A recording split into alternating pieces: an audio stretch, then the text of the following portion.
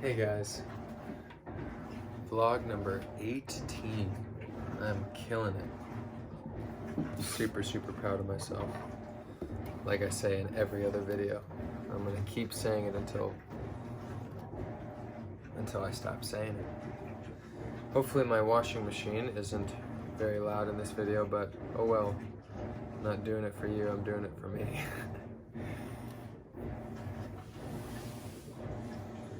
Okay. What do I want to talk about? You guys know I love you. The 3 people that are watching. Mom, especially, I love you.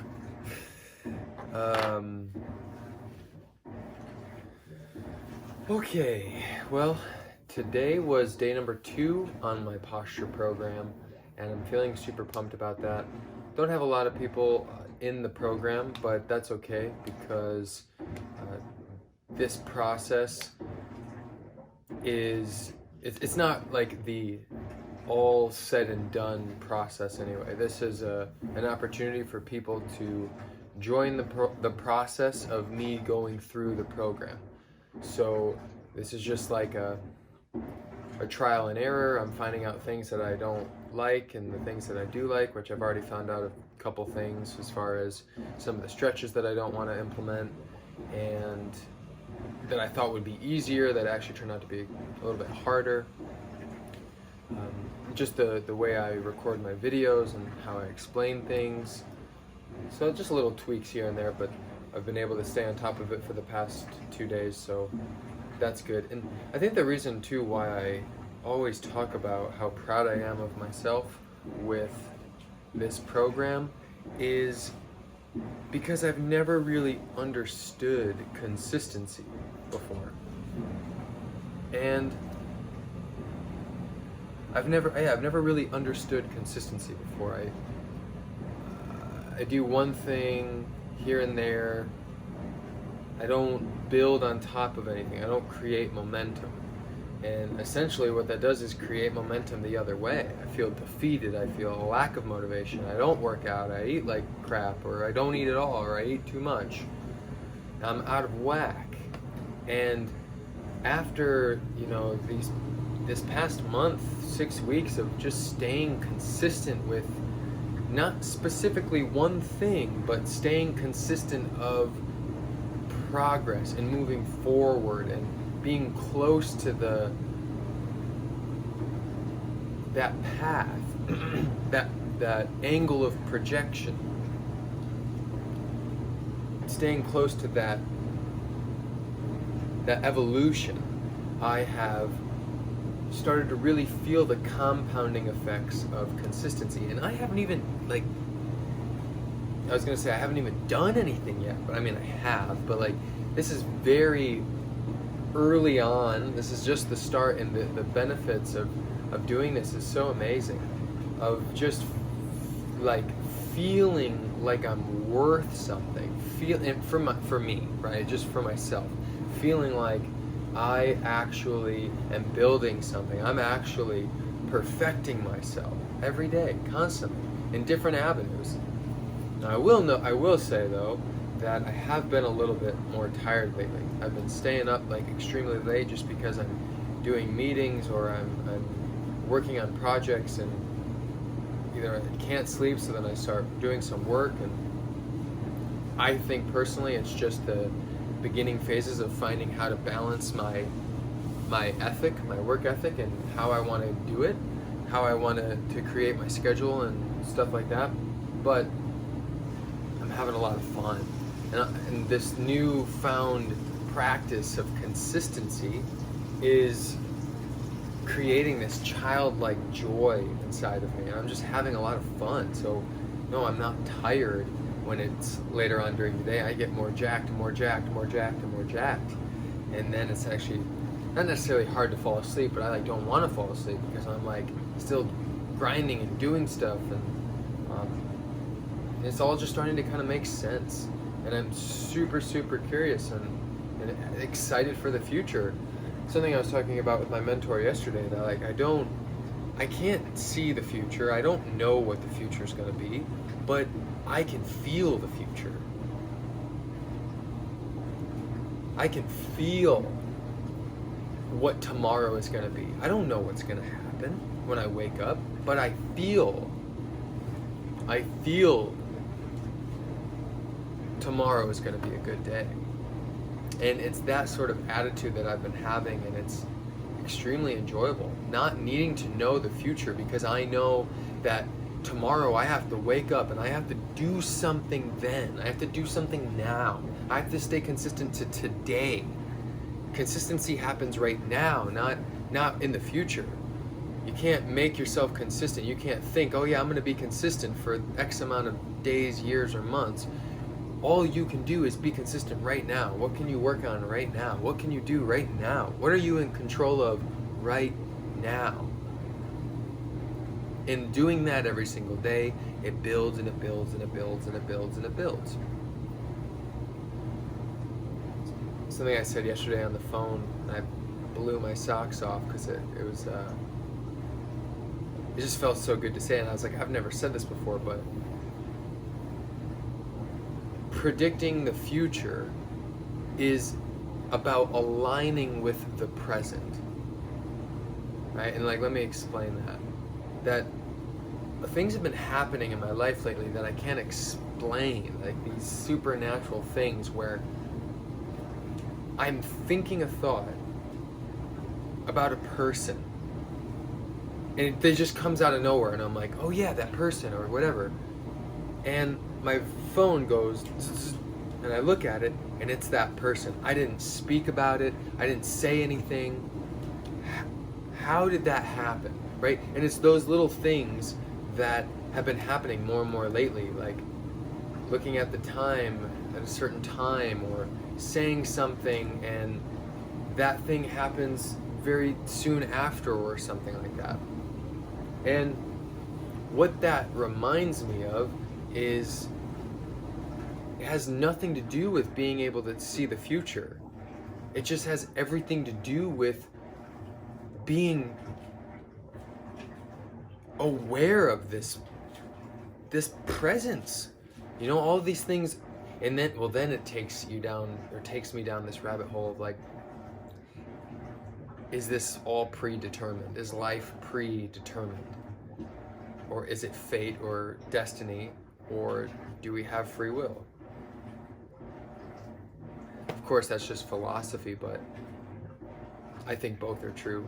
I think we do equally have free will, and it equally is planned out, and it's a paradox that I feel does exist. I don't know how, and I don't need to. I don't need to know things.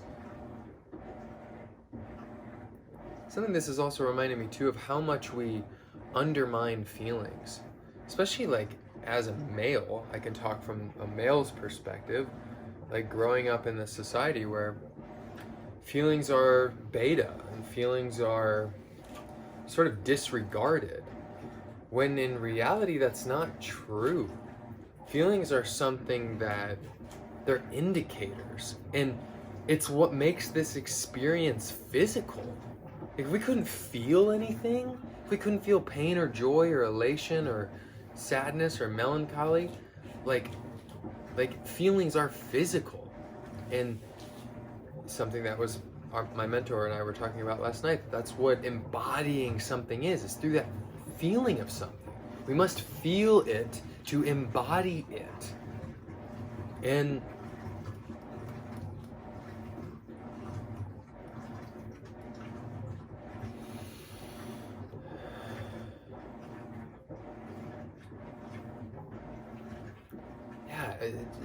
feelings are just underappreciated as something that we shouldn't be looking towards or for. And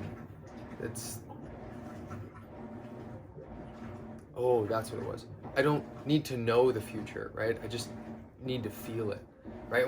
I think as a male we're taught not to feel things, but like what I'm starting to realize as far as stress in my life and how things are playing out, this philosophy of stress, that it's a language. These feelings are just a language. We don't need to label feelings as good or bad. It's a language, and you have a specific language, in your body, in your life, in your world that's communicating with you. And over time, we are learning that language. And those feelings push us or guide us or nudge us into certain directions of what we need to say or what we need to not say or what we need to do or what we need to not do. So feelings are not inherently good or bad. They are an indicator. And you don't need to know information. Like, you don't have to be intellectual to be smart. Like, it's not about knowing the future. It's about feeling this present moment. And it's not just sitting in meditation feeling, like, it's not just being a monk present moment. I'm saying engage with what you're doing. Know why you're doing what you're doing.